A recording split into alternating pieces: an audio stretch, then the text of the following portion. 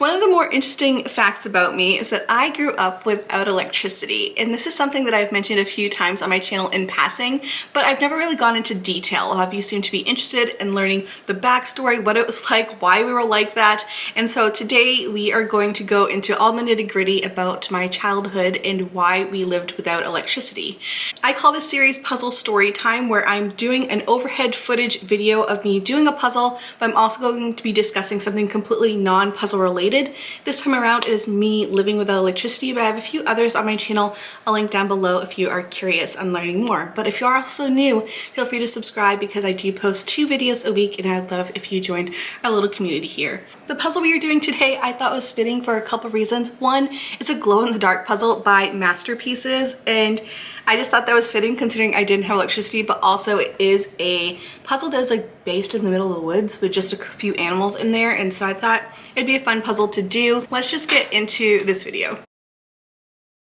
I'm going to do my very best telling this story, but it's going to be tricky because I was so young when it happened, so I may be missing a lot of information in the details, but you can kind of get a gist of what it was like. But to get started, I actually was born in Massachusetts. That's where my parents grew up, that's where my sisters were born and I were born, and my mom and her family always had a summer home in Maine. It was an old farmhouse from about 200 years ago, and it was in the middle of the woods on a dirt road, really no neighbors, and so they went there for the summers, like for the whole entire summer. And so even when I was a teeny tiny baby, I think I was only 2 months when my first trip to Maine happened, where we stayed in my mom's summer home.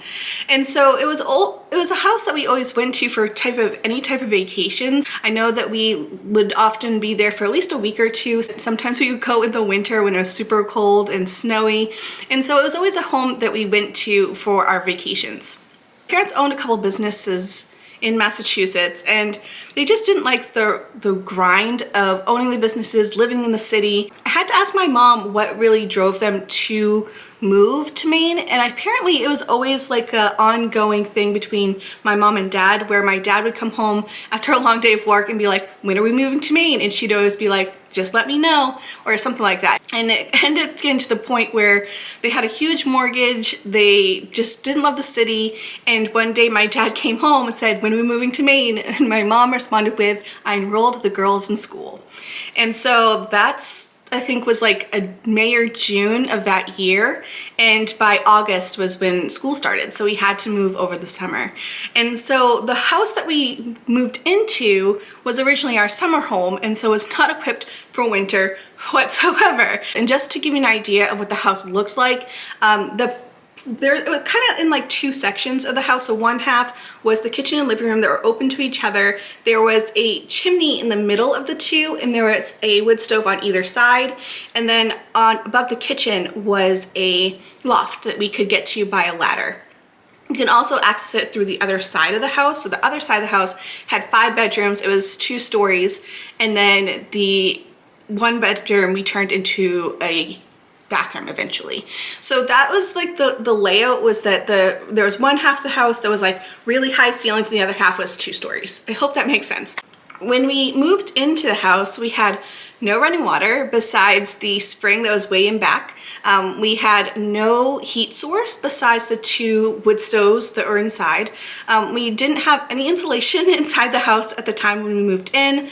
It was very rural. It was very rural, very rustic.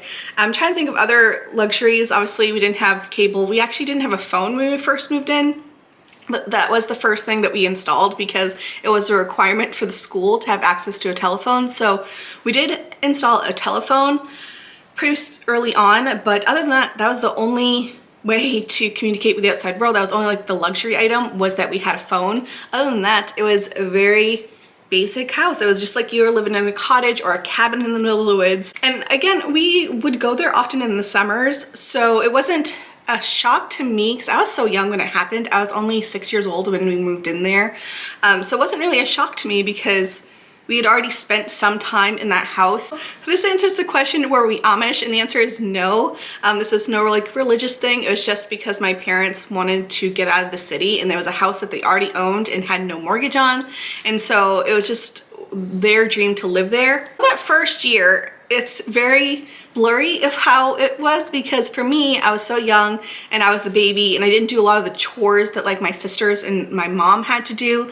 But eventually my dad did build a trench that connected the well that was way back, and it's a spring. It was a spring that was like deep in the woods, and he ended up digging a trench with gravity fed water to the basement of our house. So I think that what happened that first year was that we had to get our water from the basement. You could fill up gallon jugs and bring them upstairs. And I do remember that we had at least water in the house, but it was just downstairs. Things in the house that were, I guess, normal necessities. We did have a fridge, but it was propane run.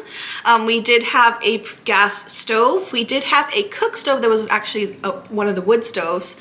And other than that, that's what we had. I believe come winter, we did have one half of the house insulated. So that was the part where there was the kitchen and the living room, if I can remember correctly, is that part was insulated. And we did have the two wood stoves in the center of the house. One was a cook wood stove, and then one was like a barrel heat wood stove. And so we did have at least a warm part of the house. Well, as warm as you can get with a very drafty old house. But in the winter, we ended up closing off the part with the bedrooms, and my parents slept downstairs in the living room, and then me and my sister slept on the loft upstairs. So that was our first winter there, is that we had kerosene lanterns. Eventually my dad, he had gone to the dump. I feel like this is a very interesting story. It's one of like the more vivid memories, but my dad had gone to the town dump and there was an old black and white television. He had brought it home, hooked it up to his car battery. We were able to have one light, and then we had a black and white TV that only got one channel. It was very staticky, but it was like one luxury that we got deep in the winter. I want to say it happened that winter that we got the black and white television. But so that was our very first winter, was that we all slept on the loft. My parents slept downstairs. We didn't have a tub. My uncle had a house down the road, and so he had a bathtub, and that's where we did take our baths. But our first winter was very interesting, you know, because I remember my mom reading to us with the kerosene lantern. We read the Little House series. Come the next year, so year 2 is when we got a generator. So we only had like a couple things plugged into it. We would have our TV, and then we had our one light in the kitchen. So those were like the two things that we had. It's always funny that we had the TV plugged in because we had no reception there. We had like one channel. Eventually my dad ended up fixing up the house. So we did end up getting some insulation in the other side of the house. We ended up putting sheetrock up. So we ended up making it definitely more livable. At least my dad did. I remember we also did we cut down a lot of the trees in the backyard. So we had this huge backyard, and my dad ended up making boards to finish up the house inside. So eventually, over the past year or two, the house was livable in the other half of the house. There's always 3 things that remain constant though. Is one, the house was very cold in the winter because it was old, it was drafty, and the heat source of the 2 wood stoves wasn't sufficient for the rest of the house. So eventually we did install some propane heaters inside. They may have been kerosene heaters, one on each side of the house to at least keep it somewhat warm.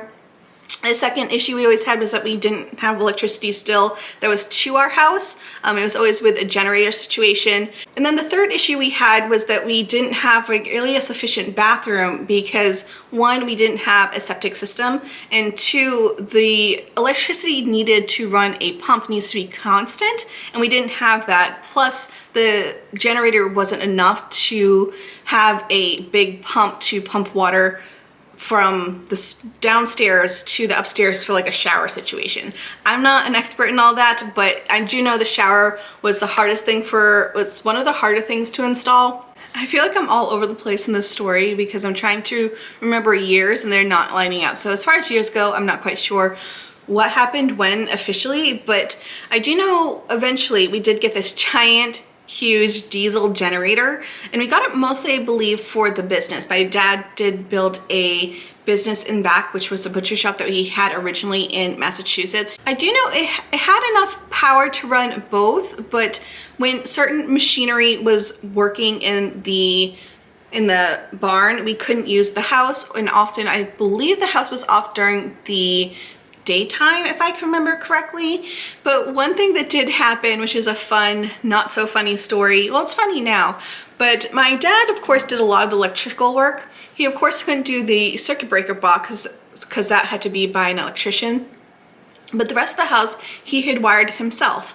And it was right after a really big Christmas, and my sisters had gotten like new stereos, and we got a whole bunch of new electronics because we officially had our version of electricity.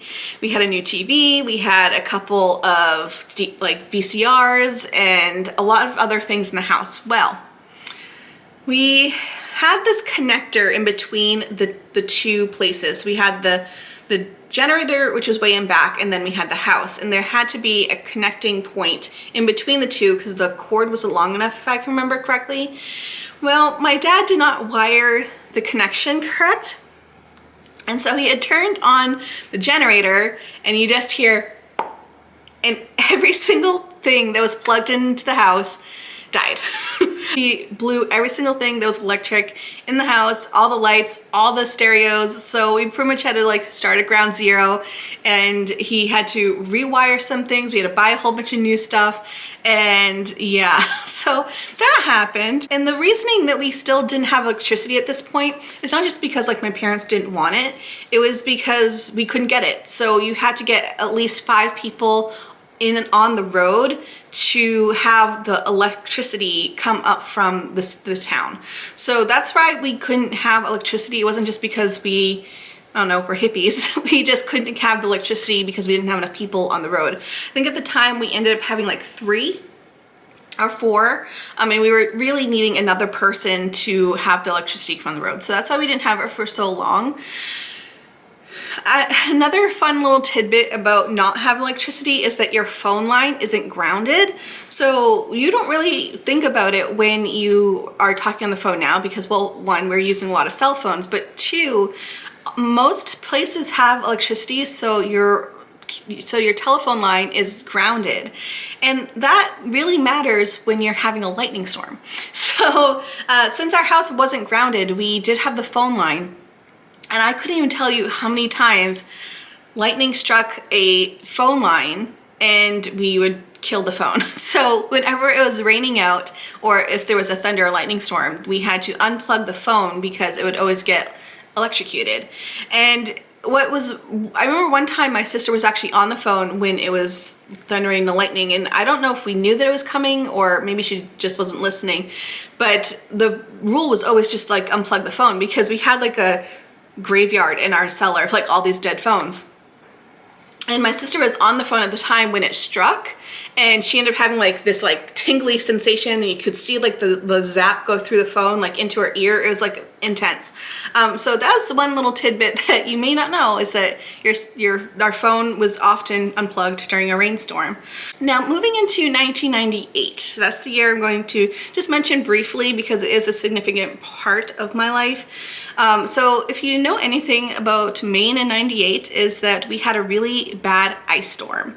People still talk about it. There was a lot of houses, there was a lot of people who lost lives, there's no access to a lot of roads, there was so much ice happening everywhere, a lot of roads were closed, school was closed for multiple weeks. But we were actually not in Maine during the time. We were in Massachusetts dealing with a death in the family. And so when we were down there, they said, please don't drive up here. Like, you're not going to make it. You're not going to be able to make it to your house. And so we stayed down there a little bit longer than we needed to. And when we drove back home, we did end up coming back home with 3 of my cousins, which ended up living with us. And so when we drove to our road, we ended up having a chainsaw in the back of my dad's truck or something like that. So we had to like chainsaw his way, like cut through the road to get to our house. And I think our road is actually one of the roads that is often used for like marketing of that scenario. Like I remember it being on like t-shirts and such, and that was our road because you had no way to get access to it because it was just like ice and like branches everywhere. So eventually we got home, and luckily our house was equipped with a generator with all the stuff we needed to survive that type of thing, because a lot of people didn't at the time.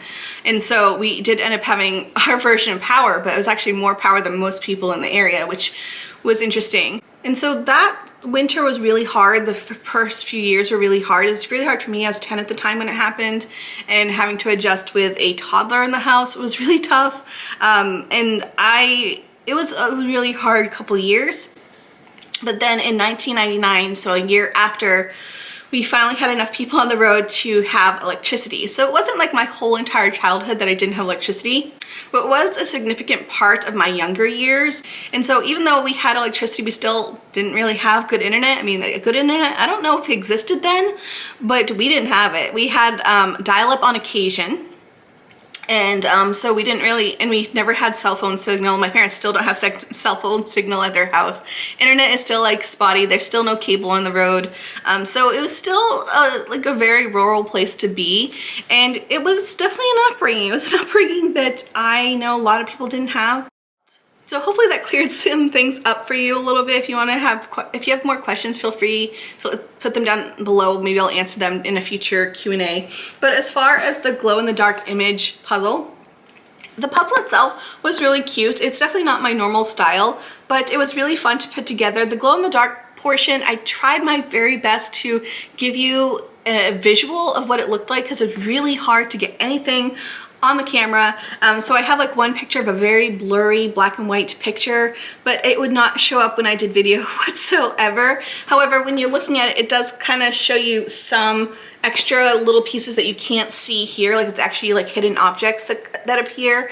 And it was really hard even in person to see, so I don't know, maybe if I needed to have like a different lighting on top of it, but it was kind of charging for like a few hours before I shut the lights off, and it was just really hard to see them. So maybe it's just this version, maybe it's an older one that I don't know, but it was fun, it was cute. Maybe I'll do more in the future that I can capture a little bit better. But that's it for me today. I feel like I've been talking for ages, and I know I may have gotten some facts wrong, but yeah, that was my younger childhood, and that is it for today's video. Thank you so much for tuning in. I hope you enjoyed it, and stay tuned for more things to come. All right, bye.